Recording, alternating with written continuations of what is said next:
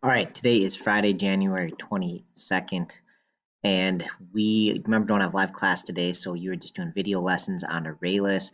This is actually a super important concept, and one that's actually my favorite thing.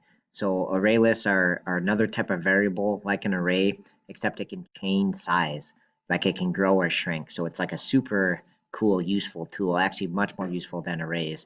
But it's real important that you know how to use them and program with them. So there'll be two parts to the lesson and then a little notes that you can fill in as you go.